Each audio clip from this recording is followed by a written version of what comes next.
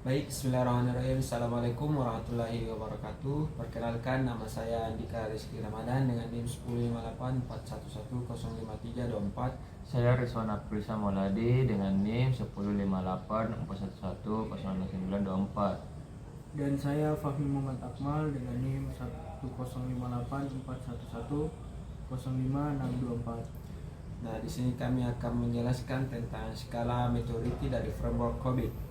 Nah, COBIT adalah kerangka kerja yang dirancang untuk membantu organisasi mengelola IT secara efektif dan menyediakan pedoman praktis atau yang terbaik, sasaran pengendali kontrol objektif, dan alat ukur menilai kinerja proses IT.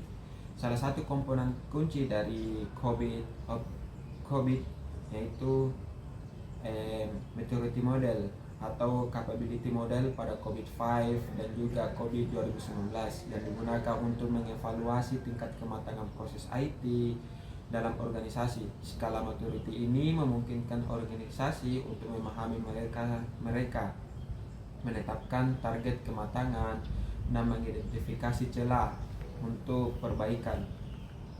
Sedangkan skala maturity COBIT memberikan kerangka kerja untuk mengukur kapabilitas manajemen proses TI berdasarkan tingkat kematangan, mulai dari tidak ada hingga dioptimalkan. Pendekatan ini membantu organisasi meningkatkan efisiensi, mengelola risiko, dan memastikan kepatuhan terhadap regulasi. Dan skala maturity dalam framework COBIT yaitu skala maturity ini digunakan untuk menilai sejauh mana proses TI dikelola dengan baik dan mampu mencapai tujuan organisasi.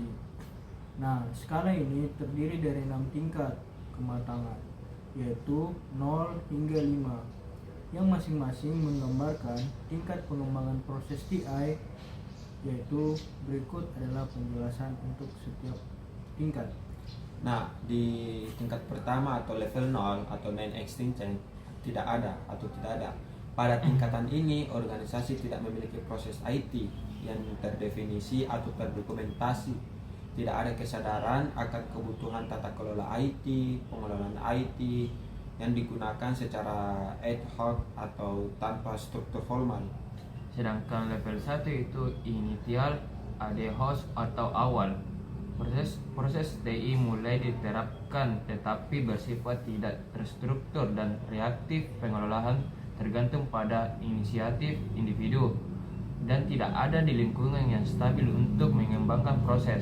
Kinerja sulit diprediksi karena kurangnya standar dan dokumentasi.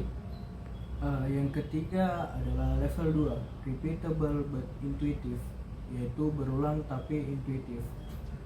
Proses TI mulai diulang secara konsisten, tetapi masih bergantung pada keahlian individu. Organisasi memiliki kebijakan dasar untuk mengelola proses, tetapi implementasinya belum terdokumentasi dengan baik atau terstandarisasi. Nah, selanjutnya itu pada level 3 atau defined proses atau terdefinisi.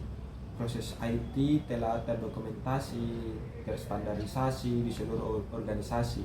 Organisasi menggunakan aset organisasi secara terorganir untuk mencapai tujuan dan proses dikelola dengan lebih konsisten. Level 4, managed and measurable atau terkelola dan terukur.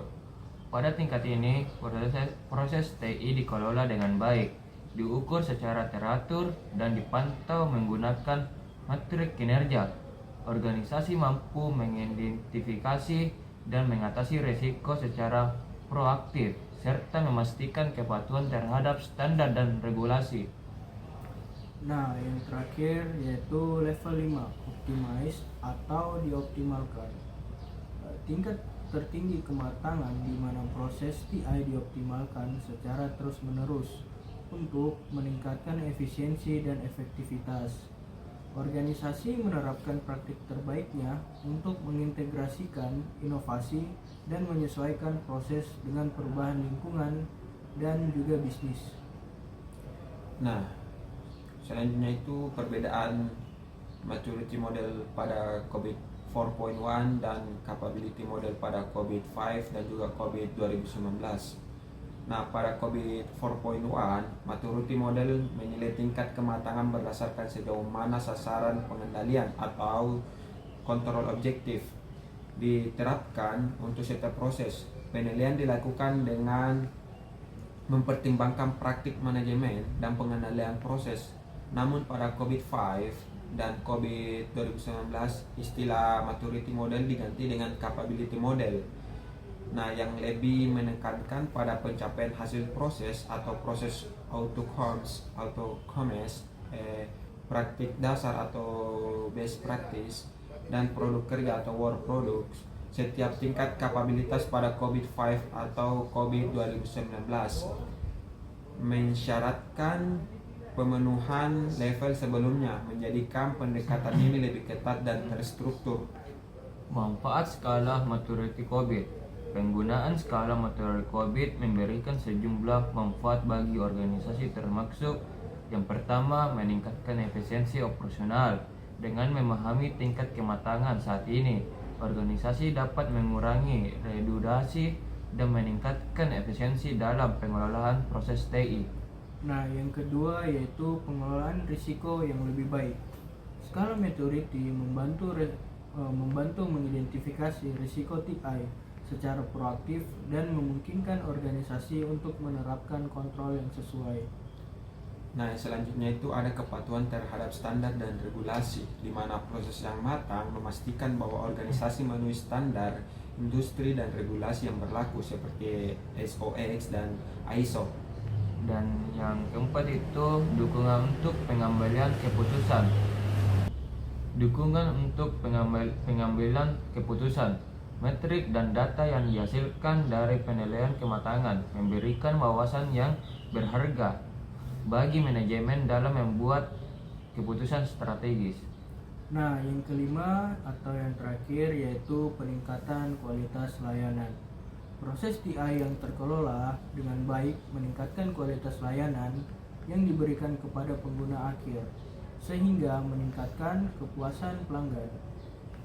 Nah, penerapan skala maturity COVID itu, untuk menerapkan skala maturity COVID dalam organisasi ada beberapa langkah lebih praktis dapat diikuti, seperti satu itu penilaian awal atau SE assessment. Lakukan evaluasi terhadap proses IT yang ada untuk menentukan tingkat kematangan saat ini berdasarkan skala COVID. Nah, identifikasi area proses utama yang perlu ditingkatkan. Yang kedua itu perencanaan strategis. Susun rencana implementasi yang mencakup tujuan, sumber daya, dan jadwal yang realistis. Libatkan semua pemangku kepentingan untuk memastikan keselarasan dengan tujuan bisnis. Lalu yang ketiga, adanya pelatihan dan sertifikasi.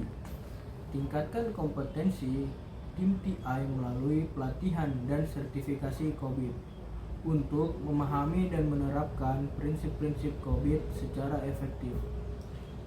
Nah, selanjutnya itu implementasi dan pemantauan, di mana sudah diterapkan proses yang telah didefinisikan, pantau kinerjanya menggunakan metrik, dan lakukan evaluasi berkala untuk memastikan pencapaian tingkat kematangan yang diinginkan.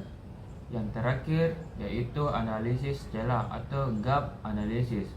Identifikasi celah antar tingkat kematangan saat ini dan target, susun strategi untuk mengatasi celah tersebut seperti perbaikan proses atau investasi teknologi.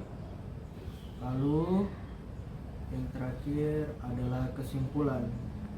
Jadi kesimpulannya adalah skala maturity dari framework COVID adalah alat yang sangat berharga untuk mengevaluasi dan meningkatkan tata kelola TI dalam organisasi dengan skala 0 hingga 5. Organisasi dapat memahami posisi mereka saat ini, menetapkan target kematangan, dan mengembangkan strategi untuk mencapai efisiensi, kepatuhan, dan juga kualitas layanan yang lebih baik.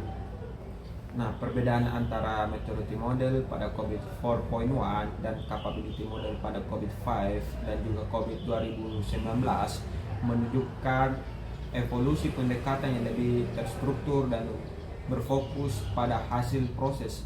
melalui langkah-langkah seperti penilaian awal, perencanaan strategi, pemantauan berkelanjutan, organisasi dapat memanfaatkan COVID untuk mencapai tata kelola yang lebih optimal.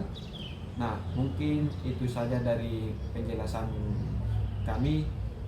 Kurang dan lebihnya mohon dimaafkan. Wabillahi taufiq wal hidayah. Wassalamualaikum warahmatullahi wabarakatuh.